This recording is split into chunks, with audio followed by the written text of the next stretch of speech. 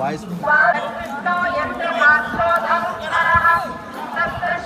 ఇవాళ వచ్చి స్వామివారి ఆశీస్సులు తీసుకుందామని వచ్చానండి. పెళ్ళయింది. సో పెళ్ళైన వెంటనే ఇక్కడికి వచ్చి దర్శనం చేసుకుందామని వచ్చాము. చాలా బాగా జరిగింది.